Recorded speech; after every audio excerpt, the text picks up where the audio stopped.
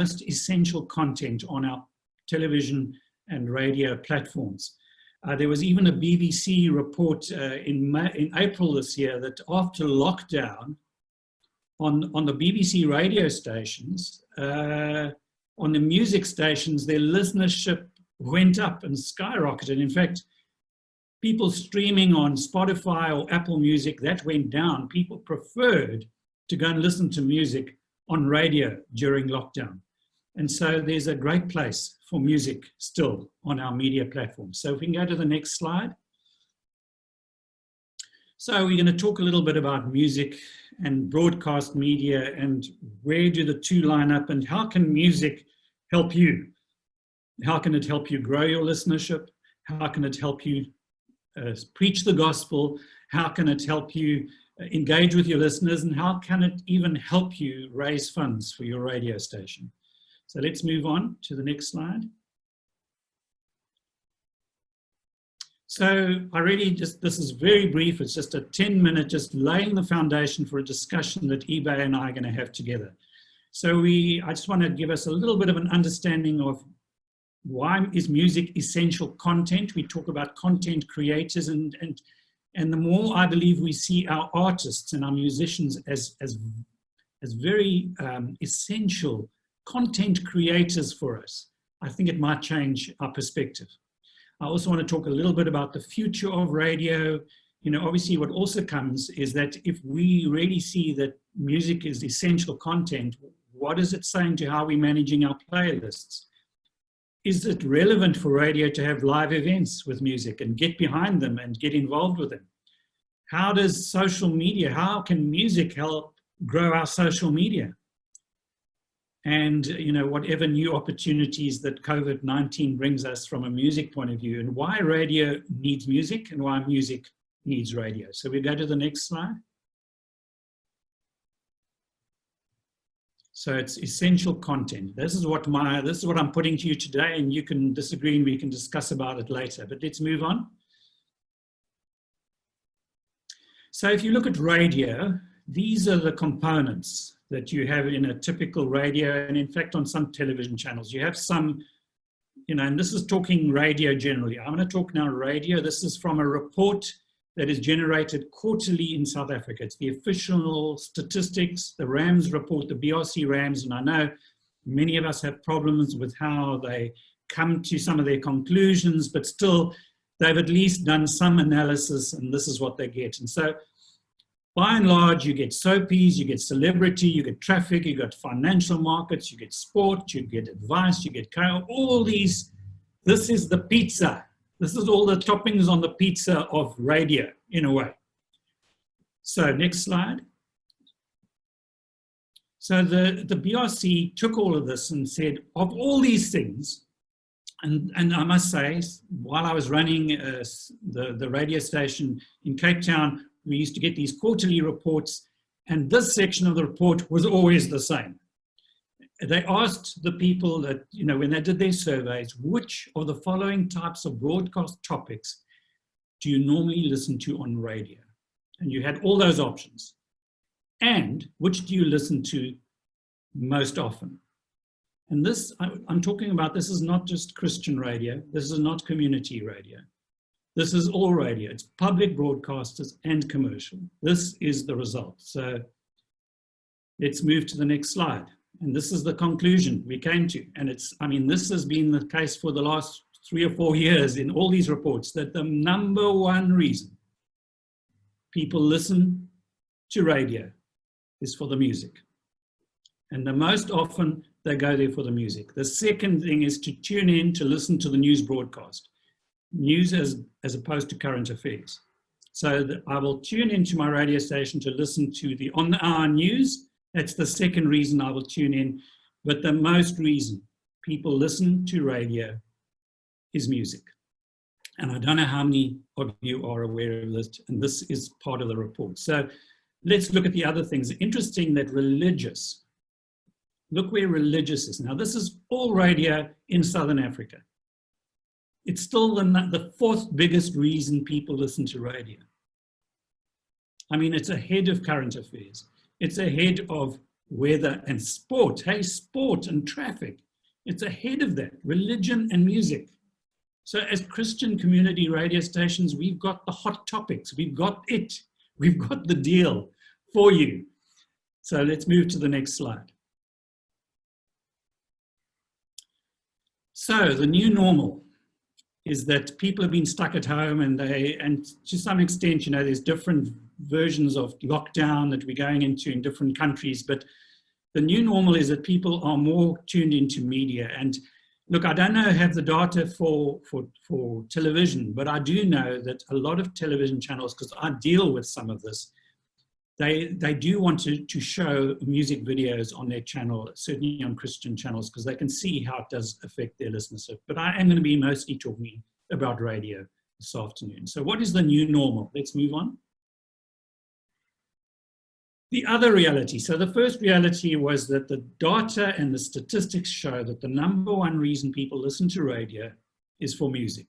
The other reality we face in South Africa, and I know eBay, this doesn't really affect you in the UK, but the new legislation has come over the last few years, and it had nothing to do with the guy at the top of the SABC deciding 90% local content.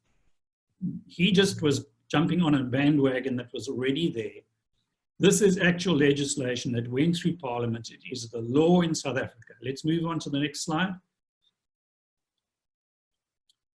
I'm not going to unpack this, but this is parts of the conditions of sound broadcasting regarding South African music. It's Government Gazette. This is a quote. And this was when it first came out, I think it was in March 2017, where by the end of this year, you must move to the public sound broadcasting service license, you know, they must go from 60 to 70 and later to 80%. Move to the next one, please, Val. So there's a particular percentage for commercial, which you see is much less. It's only 35%. And then move to the one for community. Now, most Christian radio in South Africa is community. So if you have an FM license, you are going through normal terrestrial broadcasting. This is a holder of a community sound broadcasting license must ensure that after 18 months from the date of gazetting these, a minimum of 60% to increase by 10% annually to reach 80%. So let's move to the next one. So this is a summary. Public broadcasters, in other words, the government SABC channels, have to present 70% local music. Commercial broadcasters get off with it because they only have to do 35%, and community broadcasters have to do 80%. And for many of us, we saw this as a problem. And in some ways, it is a problem. How on earth do we maintain a standard? Because we've always felt that our local music isn't as good as international. And, you know, some of our, you know, even the real, I would say, socially disadvantaged or the poorer people will still choose Michael Jackson above anyone else to listen to, you know. It's, we still, in South Africa, we still favor international music. So how do you, as a radio station, particularly as a community Christian radio station, how do you get that, keep that competitive edge and still have to play 80% local music? And it is a problem. I agree, it's a problem, but we can see it as a problem. But I want to put it to you that perhaps it's an opportunity that we need to look at. So let's move to the next slide. We've got new problems, and you know, who knew that this whole lockdown and pandemic thing would come our way? So that's another problem that we're dealing with. But there's new problems. I always say, bring new opportunities. So move on. So here's just, and this is what we will discuss with eBay in a minute. I'm nearly done. Radio and television, here are my hot tips for the day. We need to keep embracing change. We must see that this new legislation is an opportunity. And we must know that in many regards that music is our most important content. I know you think, Nurden, he's been in the music industry for all long. Of course, he'll say that. but I'm trying to prove it to you today, that it really is vital. Why? And particularly when you're dealing with matters of the heart and matters of the soul, you know how you can have a certain mood, you can be feeling a certain thing, and you can hear some music and it can change you. And it can reach deep inside you and just change everything. There's a power in music because it comes straight from God. So I want to also say music is the way you will grow your audience. The artist, producer is your best friend. They're not your enemies. They're not trying to use you and abuse you. Treat them as your most important content provider. But keep communicating with them, giving them feedback. Give regular artist interviews. Tell stories behind what made them write the song and facilitate training. You know, I would even say it's part of Christian radio's role to have workshops where the artists come in and you talk to each other about how you can help each other and how we can improve, and to say to local artists, hey, your production isn't good enough. You need to do this and this, and this is what we're looking for. We need to open the channels of communication. And I would also say that live events are key. Now, many think we're in the radio business, why live events? But if you look at commercial radio, how much they do live events, you will see that it's one of your biggest marketing tools as a radio station. And if it costs you, if you can't even do it in a way that will make you money, but it'll actually cost you money, see the money that it's costing you as a marketing expense, because it grows the goodwill of your listeners, and they will come drawn by the artists and the music. The other thing is be visible and present at them. You know, be visible and present at other people's live events, because this is how you're going to grow your audience. And when I talk about live events, music events, and of course, all our music artists have got no income, have got nothing, because we're all in lockdown. And so we need to really pray for our artists as going forward. Let's just go on to that. I think it's the final slide. Finally, brethren, embrace change. Okay. So then we can stop the screen sharing now. And that was just, I wanted to lay that as a bit of a foundation for what we're talking about. And so now it's my great privilege to tell you more about this giant killer here. You've got to be scared of this dude. He's part of the London Mafia. Just look at him. This is eBay Giant Killer. He's a renowned radio personality on the UK's well-known Premier Christian radio. He's born and raised in London, and he now resides in Luton, England. But the most important thing you need to know, guys, who are in this conference, he found a wife in South Africa. Okay? His dear lady, and he'll tell us more about that, is from Cape Town. He does the drive time show normally on Premier Drive Show on Premier Christian Radio and the Premier Gospel. Now, he would normally be rushing off to do his drive show around about now or shortly, but this is what you also need to know, is he's meant to be on holiday this week, and he delayed his holiday just to be with us this afternoon. So, eBay, thanks. How are you doing, Guy? You can speak now. I'm doing good, doing great. It's great to be with you guys. I feel even though I see you, I feel like I'm at home. I feel I'm in Cape Town. It's wonderful. Cape Town's my favorite place in the whole world. You know, so I'm happy to be with you guys today. Great. So we're going to do this talk this afternoon more as in an interview style. And just now we will reveal all the participants. We'll give them the opportunity to put on their screens, and you can see that there are real people out there listening to you, EBay. Right. So firstly, just tell us a little bit about yourself. Go more on the personal side, you know, who you are and what drives you, and why Giant Killer. Where does that come from? Give us a little bit of who you are, the reality. Okay, born in London, I've been a Christian since 1992.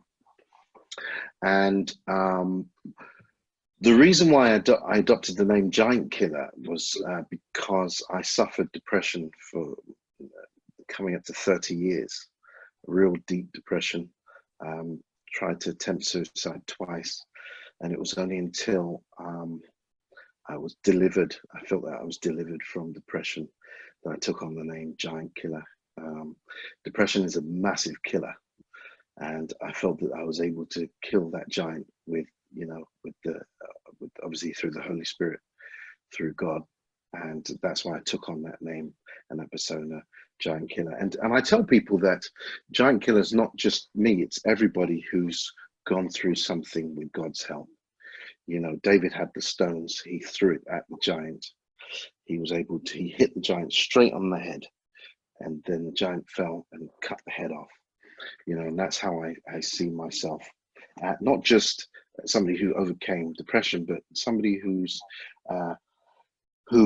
is aiming gospel music at the industry, the secular industry, not just gospel but Christian music. I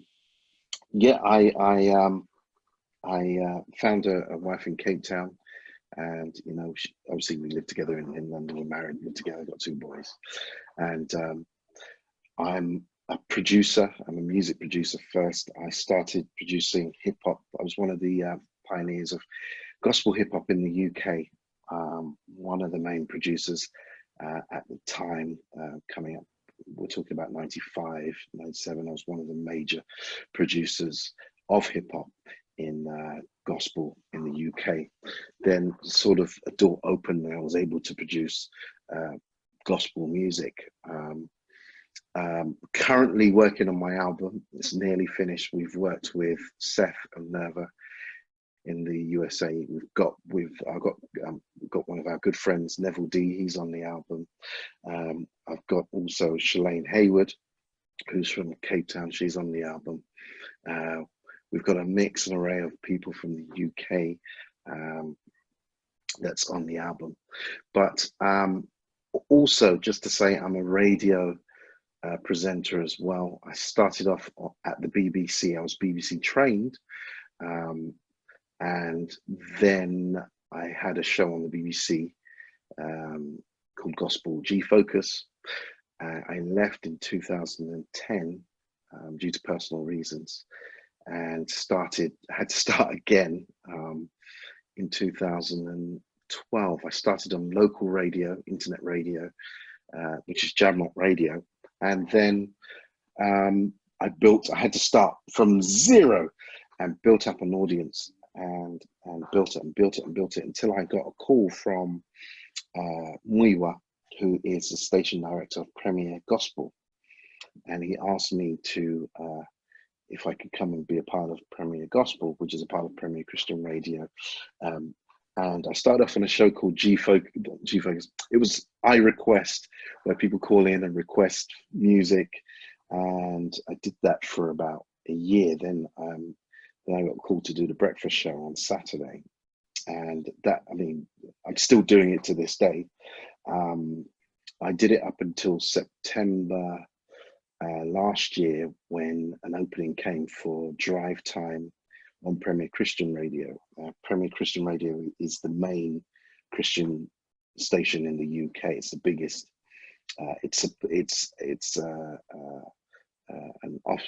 Premier Gospel is an offshoot from Premier Christian Radio, and I got to do that. And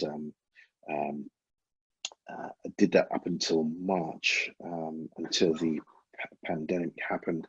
Then I got moved back to Premier Gospel and doing the drive time there. But I've seen a lot of things change, especially in the UK. I've seen some things move in the UK in regards to gospel and Christian music. Currently, I saw the importance of radio during this pandemic, and how radio presenters need to see themselves not as personalities, but servants, because during this time, people were uncertain about what was going to happen. It was a life and death thing. And during that time, what you're doing is you're bringing life to people. You're bringing a message of hope. And Premier was literally one of the only lifelines in the UK where people could turn to. We saw a lot of people turn to God at this time, turn to radio, Christian radio, because there was no hope. You're hearing news of people dying every day, the death rate going up. People want to hear hope. So what do? They switch to the nearest thing that they think can give them hope, which is God. Some people switch to alcohol, but we have a lot of people switching to Premier and listening to music. We have a talk part, a part where you can phone in and people air their views, share their views, how they're feeling. You know, I sometimes pray for people online as well. It's, you know, some people, I'm going to say, don't get it twisted. Yes, people see you as a personality, but you are really a servant. You know, one thing that I say to people, I call myself a postman. Now, a postman delivers a message and goes. He puts the post through your door and then he goes.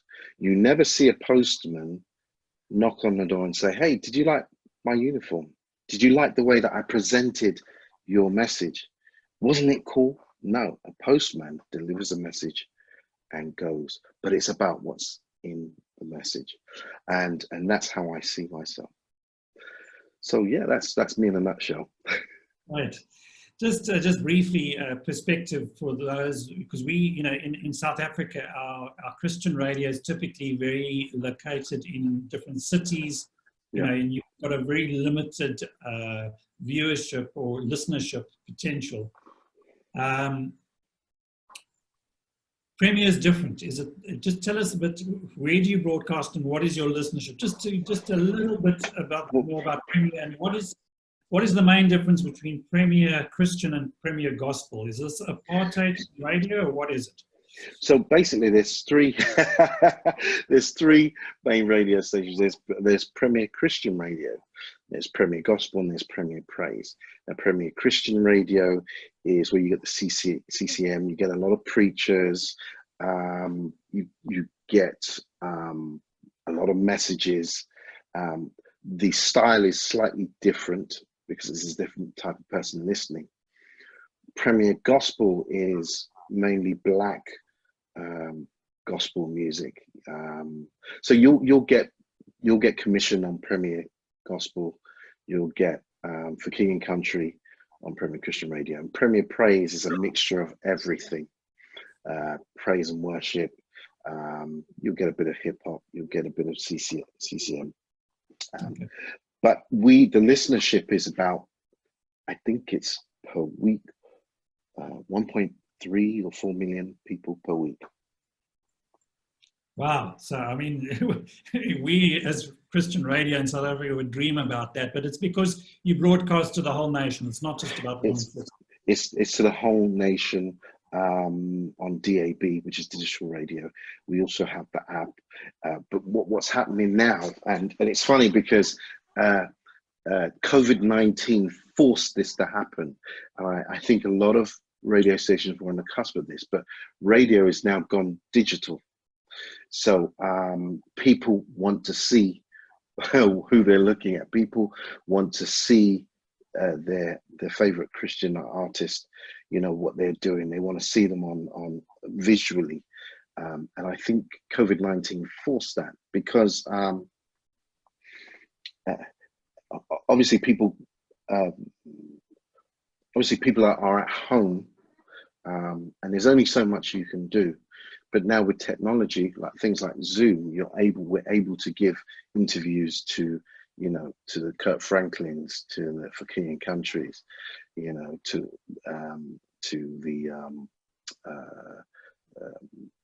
the gospel artists, to the Christian artists. We're able to do that. But yeah, so Premier has now gone digital, but they were on the verge of digital anyway. They were kind of playing and toying with the idea of digital, but now they are digital. And we do have a digital conference as well each year. We have conferences with apologists and things like that. So there's quite a wide range of conferences that are happening. We now have on Premier Gospel, we've got living room concerts where we've had artists perform in their living room, and we've had Neville D a performer as well. He's been a performer on the Living Room concerts. We had Brian Tember, who's up in Joburg as well, who's a well-known singer from South Africa as well.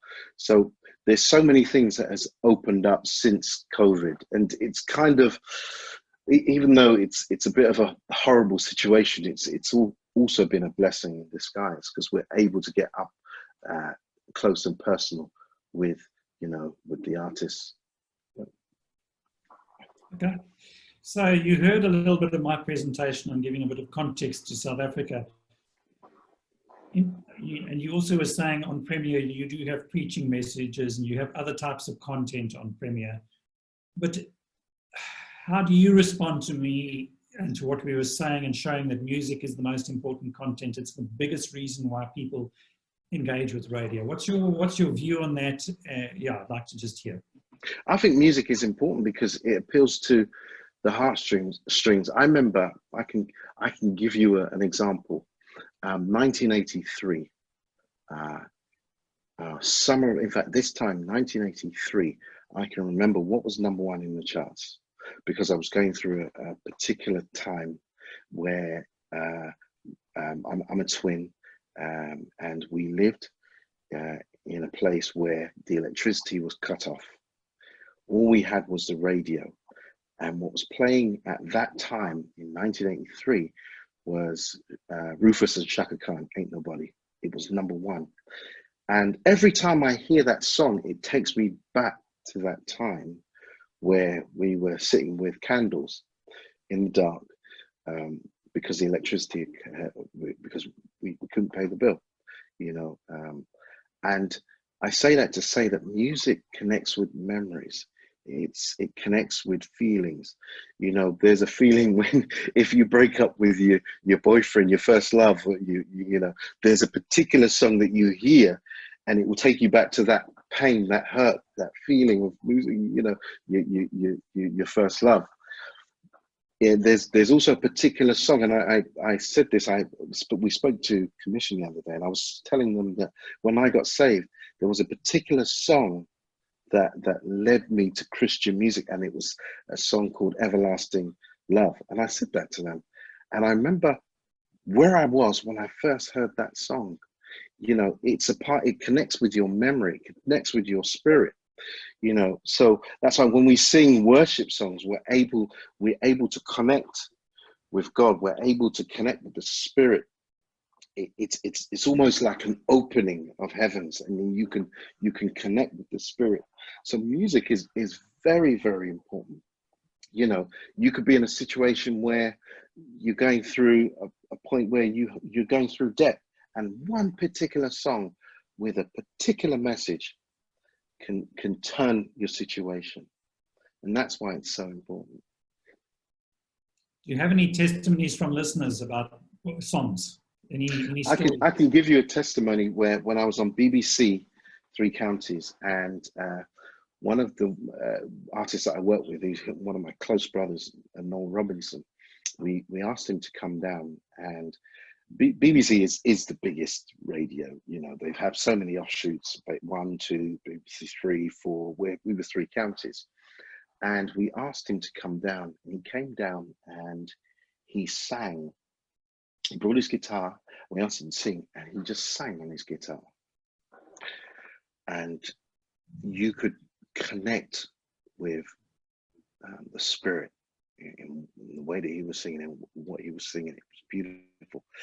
Then we got a phone call from a man, because we opened the phone lines, and this man said, you know, I was going through something. I don't know if he was going to commit suicide, but he heard a voice on the radio singing a song, and he immediately connected with that song and was able to be released from whatever torment that he was going through. And that's the power of music. That's the power of music. You know, I can give you an example, another example, and this is a personal one. Growing up, I used to listen to a lot of, and I'm not saying that, I'm not saying it's bad, but I used to listen to a lot of angry hip hop. And you notice when you play stuff that's angry and you drive, and somebody cuts you up, it's trouble. So so I think I was playing a hip hop group. I can't remember who it was. I think it was Onyx or one of those guys. And somebody cut me up, and I wanted to, in my mind, I wanted to chase that guy and get him back because the music was edging me on. So from that moment, I said, you know what, I'm not going to do that anymore. I'm not going to play this while I drive. I made a personal decision, you know. So I play music which connects to the spirit, so that I can drive with ease. So if somebody does cut me up, because we are human, you know, I have no need to chase, or I have no need to get upset. But we are, you know, we are human. I'm not saying that I'm perfect, but I made a decision to not play that music anymore. Right. Okay, so then, yeah, the other thing is then obviously you have many. Well, firstly, just you can comment on how much on Premier, how much of a percentage is music driven in your programming and how much is talk. But how do you deal with the fact that you might have a very wide audience with very different musical tastes? It seems like you have, you know, you've got a gospel section and a CCM section. Do you think that's a good solution? Because I think we, you know, I know being involved with radio in South Africa, it was a bit of a dilemma. You end up playing quite a fruit salad because, you know, in commercial radio, you get a sound for the radio station, but commercial, you're meant to be with community radio, you're meant to be reflecting the community. And they, in South Africa, you have the rich living along next to a shanty town. It's, you know, it just, you know, we're all in split personality mode now. How do we deal with that? You know, how would you suggest we deal with it, and how do you at Premier deal with that? Well, like I said, we have 3 different radio stations, so it's 3 different choices, and I think that it does help because, you know, you can't play. When I was doing the request show, we did a request Friday on Premier Christian Radio, and you can't play everything that everybody wants, you know. But I think that if you're given a choice, then it does make life easier. But in saying that, you then separate the audience, which is difficult. But, you know, at the moment, I think that's the only way that you can do it, because there's so much content at the moment. All 3 stations have so much content that it has to be split, you know. Otherwise, someone would have to miss out. If we didn't split the stations, someone would have to miss out. So we try to cater to everybody, you know, which is why you have the Premier Christian Radio, which is why you have Premier Gospel and Premier Praise. When you say it's split, is it like 24-hour radio 3 times? 24 hours radio. Well, obviously now for our own community radio in South Africa, that will not be possible. We just wouldn't have the budgets or the know-how or the wherewithal to do that. And obviously we are also limited, you know, like to a geographical area, which means we're limited to 100,000 listeners or less, you know. Well, you know, so it's, but would you say that you could then have different programming at different times of day that deal with different audiences? Because, you know, for instance, some people just love jazz, whereas other people hate jazz, you know. So you have moments of jazz and you have moments of, you're guaranteed not to have jazz time. Yeah, I think in the evenings we have a certain time where you have jazz, where you have hip hop, where you have African, where you have, we've got Latin. So there's certain slots in the time of day, which is usually the evening. And what we found is from 5 o'clock, that's when people start to listen, because they get home and they're either cooking or doing some sort, or they want to meditate, they'll put the radio on. So usually from 7 till 9 are the specialist shows, usually from on Premier Gospel. From 6 till 9 is on Christian, is usually preaching, and Premier Praise is the same, is the same as well. Okay, great. Okay, so now the other thing also, that I like. Yeah. Also, I Okay. wanted to say the difference also as well is that Premier is a listener supported radio station. So people give to the radio station to make sure that it stays afloat as well. Yeah, yeah, obviously. Okay. Then in terms of if I was to say to you that that the rule now says that you have to play 80% only UK-based artists on your radio station, how would you deal with that? And particularly when, because that's the dilemma we face in South Africa, and particularly when, you know, my dilemma, my problem with that is that there are certain artists and there's certain recording studios that are producing an international sound in South Africa, with no doubt about it. There are artists that can hold their heads high with international artists coming out of South Africa. However, there are some artists, and they are victims, I would say, sometimes of recording studios who just don't produce the goods. It just does not come up to standard.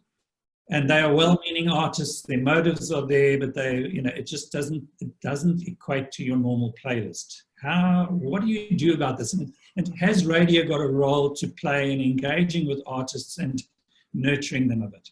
And have you got experience of that? Well, I'm a producer myself, so I know firsthand, you know, about quality. I think, see, there's two things. I think it's good and it's bad. I think it's great that you're able to pay 80% of local talent because it creates revenue, in community revenue. You know, it allows artists to say, well, you know what, at least we've got a platform, at least we're going to be heard,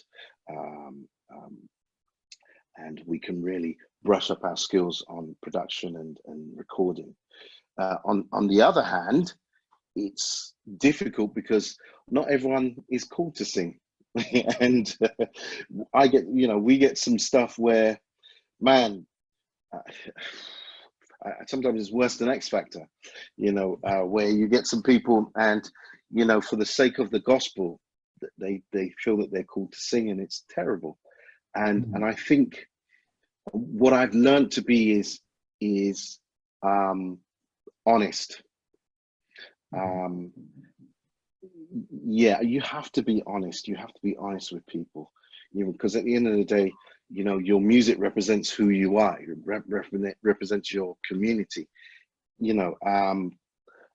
I've had some, like I said, I've had some people to tell them, sorry, it's not good enough. The vocals weren't good.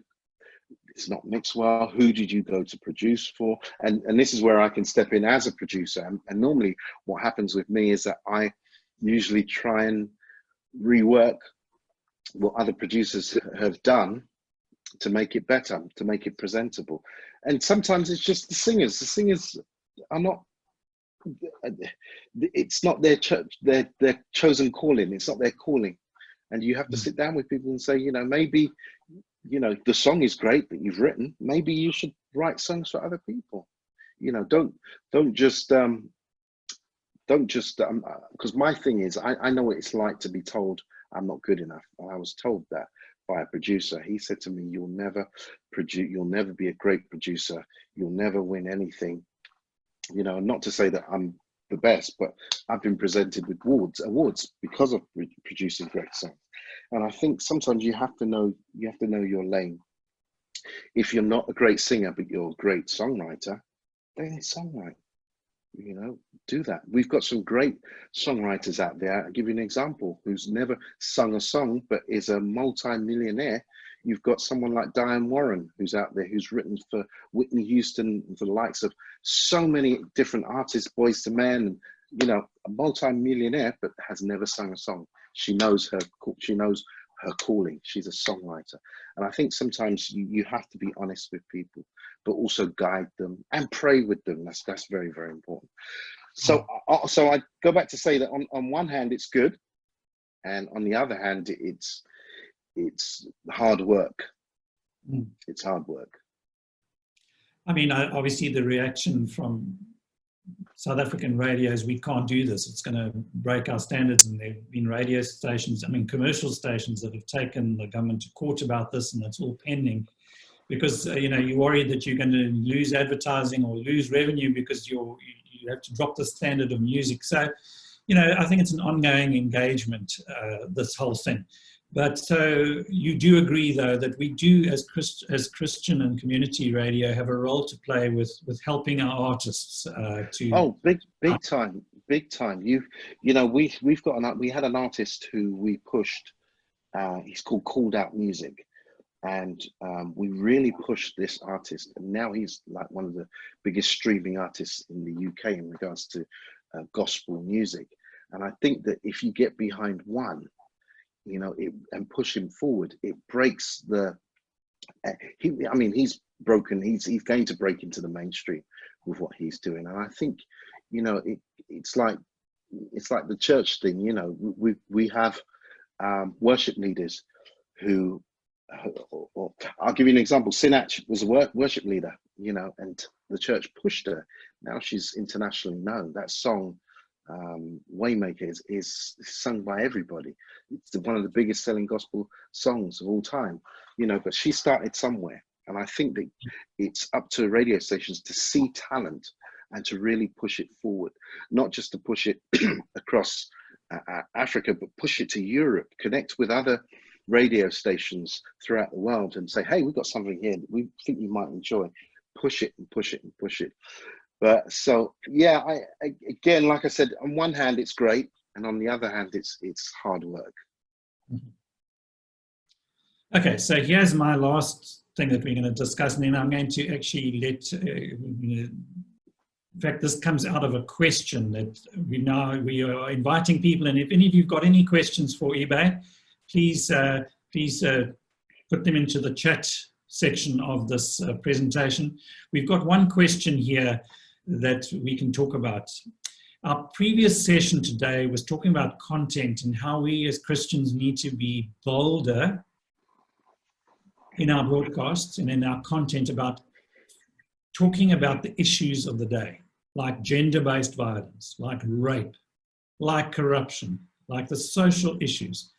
Now, for those of you who don't know, the other thing that our dear friend eBay Giant Killer, he's actually a registered, or he's an official mental health counselor, because obviously through your own battle with depression, you've been there.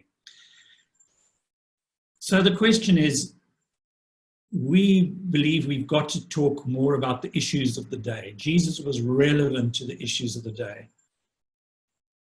How can we reflect this in our music? I want to be so bold as to say that, you know, I don't know quite how to put this, but worship music has really taken over Christian music. Okay. In fact, I would say in many ways, because I've been in the music industry so long, that worship music hijacked Christian music, which is my controversial statement of the day. Partly because, I mean, worship music is great and it's fantastic, but there are the generation Zs or Xs or whoever they may be that today who that think all Christian music's worship music. Whereas myself as a teenager, none of the Christian music I listened to was worship music. It was music dealing with the issues of the day, like commercialism or apartheid. I mean, I was dealing with musicians who were writing anti-apartheid songs, Christian, you know, dealing with the issues, not just, you know, there's a place for worship, but primarily worship music was songs that were meant to be sung in church in adoration of our God. Whereas when we on radio, we're meant to be preaching the gospel. We're meant to be hitting people where they hurt, scratching where they itch. And you know, this is where like an artist like King and Country has come in with, and Toby Mac comes in with songs that do talk about social issues and content. But what's your take on that, and how can we be bolder in the songs we play? I think part of it is, I don't know, dare I say, you know, money, finances. At the moment, it's what's selling. You know, I'm a big fan of, I love Kurt Franklin. I think what he does is amazing. I like people like Dietrich Haddon, for King and Country. You know, those are the people who dare to be different. And I think that what we don't want to do is turn out. There's a movie that Will Smith did a few years ago, and it's called I, Robot, where all the robots, there was a bit where they were in a warehouse and all the robots were exactly the same, apart from this one. And I think sometimes it can get like that, where everything sounds exactly the same. Yeah. You know, when it starts to sound the same, you know, now it sounds manufactured. I mean, there was a time when worship music was just like, wow, it's amazing. But it now sounds the same. It's predictable. And I think people need to think out of the box. I'm a twin, right? But my twin, he's not like me at all. You know, we may look the same, but we're two different people. And that's what makes us apart. When God made us, he didn't make us to be the same. He made us to be individual. We all have something within us that makes us different. We all have different talents, talents that makes us different. And I think sometimes, maybe I'm wrong for saying this, I think at the moment doing, and I'm not saying that it's bad, but it's kind of like a cop-out. Well, I'm going to do a worship album. Why? Because I think everyone else is doing it, and I'm doing, well, it's what's making money. But there aren't people who are daring to be different. Jesus was different. That's why people listen to him. Yeah. That's why people came from far and wide to listen to him. That's why the man who broke the roof just to be healed, you know, people did crazy stuff just to be around Jesus. But everyone's now doing the same stuff. And I think we need to get back to that. We need to get back to that time when we're being radical. And, you know, there was people out there that were bold enough to do Christian heavy, rock heavy metal music because they knew that it would reach those people. You know, nowadays, it just feels like, and hey, you know, this is just what I'm just saying. It feels like it's like an aspirin, you know. I've got a headache. Let me just take that, and it will just clear it all away, you know. And then, I've got another one. But at the same time, I think we just need to see more bold people. And I think people are also, we're in a situation or a time where people are offended too easily, you know. I don't want to do that because I don't know. I'm scared what people will say, you know. I'm scared what the church will say, you know. The church is supposed to, if the church believe in what you're doing, if they see what you're doing, they'll believe in what you're doing and they'll stand behind you and push you forward. Yeah. You know, my first church, the pastor there is a radical man. You know, he was the first person to allow hip hop into his church. And, you know, the people that really shunned him were the church people. You know, we were the people that were going out and we were seeing people saved through hip hop. We were, you know, we came in with our baggy clothes and this and that, but we saw people changed. And, you know, there was a time even when we put down the microphones and we prayed for people, you know. And I think that time needs to come back, where people need to be radical again, where people need not to be scared of what the church is going to say. And the church need to be behind these people and pray and push them forward. That's where we need to be. You know, otherwise, let me say this, otherwise let me go and worship another God. Yeah, amen. I've got some great other questions. So our people have been typing in questions for you. So we've got about 7 minutes to go. I want to just deal with some of these. There's some really great questions here. From Loiso, says, what makes a song radio friendly? Oh, how long is a piece of string, eh? Oh, hey, Loiso. That's a great guy. I hear a lot about him in the UK. So it's great to what makes a song radio friendly? Number one, 3 minutes, 3.5 minutes. That's what makes it friendly. We get people sending songs and they're 7 minutes long and oh man. And people, because you got to remember, people come back from work or people are driving home from work and they want to hear something that's going to take them away from what they're, from what the workers, the day of the work, and they want to hear something quick. Sometimes we can't play songs. It's just too long. I think you just got to get your messaging, just be simple, just be basic, just be simple, and buy the album, because then the long version will be on there. So so yeah. Okay, let's move on to something else. That's great. Here's another one. How do you deal with an artist whose lifestyle doesn't always match that of the Bible? Not that anyone is perfect this side of heaven, but where some people would judge the person saying that their life is not showing the right fruit. So this is from Jonathan from CCFM, and he says he loves what you're saying, but how does, what do you do when the lifestyle of the artist, his music might be great, but maybe there's even a scandal that's come or whatever. How do you deal with it? Like I said, I'm not perfect. I've gone through stuff. I've made mistakes. Sometimes I just want somebody to say, you know what, hey, can I just pray for you? I think the sad thing is we push people away by judging too much. There's a particular artist out there who's just turned to Christianity. And as soon as he turned to Christianity, for me, I was like, this is amazing. Let's pray for this guy. Let's pray that God puts people around him to surround him with that word. But yet there were Christians that said, yeah, let's see what happens. And I think that's sad. We're the people. We are the people with the solution, because we have the word, we have the Bible, we have God, we have the Holy Spirit.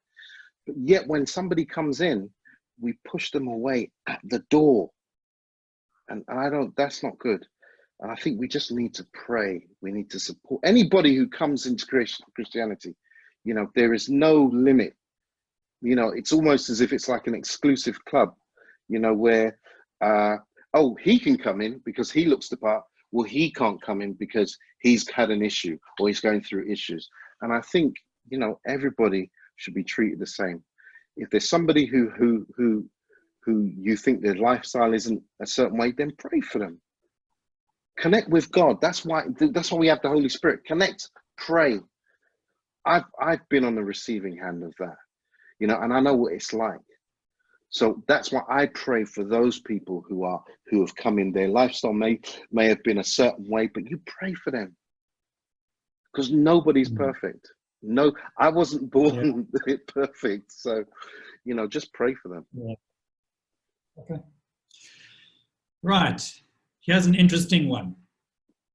How do you tie up your music playlist with the content? If you've got a theme that you're dealing with on a day, content-wise, do you ever try and match your music to your other content? I've never done that. I have a 2 at 2. I have something called 2 at 2, where I play 2 songs from one artist, and then I have a throwback track of the day. But I don't really, because every day is different. But I kind of go on. Sometimes the music is already there for you, so you just play what's being played. Or sometimes you may feel, you know what, I sense that somebody needs to hear this song. Then you play it. So that's how we do it, I believe. Yeah, but if you've got an interview about domestic violence or something, how do you follow that? What do you have to? Do you select the type of music you follow that interview with, or the topic? I've not been, because of drive time. We have children listening, so I've never been on that. I've never had that situation, but I believe that you have to be really sensitive to the topic. I wouldn't just play heavy metal, heavy rock song, if somebody's going through, who's just been raped. I think you have to be very, very sensitive and play something which will counteract that. You know, a song like "He Cares," or do you understand what I'm saying? Something that will counteract that. So yeah, I just think we have to be very. But so it's not been a significant part of your choosing of your playlist. Say that again. It's not really been a crucial part of your playlist. No. Music. Okay. No. I think we've got maybe, well, there was a, further to what you were talking about, somewhat the lifestyle issue and the artist. There's one interesting point here by our radio station in the Eastern Cape, who says Israel Houghton was shunned by many Christians because of his divorce. And Jesus at the Center is a very anointed song. And then some of their listeners were calling for all of Israel's music to be pulled off air because he had a divorce. There's a case in point. That's a very specific case in point. And obviously, you know, it all comes down to station management and everything, but what's your perspective on something like that? Yeah, I think sometimes it's at the, it is a difficult one, but me personally, like I said, nobody's perfect.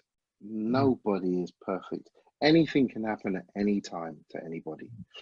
And that's why we have to stay prayerful. We have to pray, pray for your artists, you know, and that's something that people don't do. Sometimes, and I've seen it firsthand, where people want to see, people pray for people's downfall, especially Christians, you know, and I think we just have to pray up these people. If you see somebody that's at the forefront of Christian and gospel music, pray for them, because the enemy has seen what they do. The enemy sees their gift too, and the enemy is always gunning for them. So pray for them, pray for their protection. Same way you pray for your pastor, pray for these people, because they're at the forefront. Those are the people that get to talk to the news. Those are the people that get to talk to other artists, you know, and we need them. We need strong people out there. You know, people are being gunned down every day by the enemy. We need to pray for our artists, you know, and you know, pulling that person's music off the radio. What does that do for them? Yeah. Have you thought about that? What does it do for them? They need to eat too. They've written a song in the past which has blessed you, and they make one mistake, and then you want to take them off. And what happened to forgiveness? You know, and these are the things that we forget. It's 1 Corinthians 13. We always forget that, you know, when things happen, and we need to show that. We need to show that.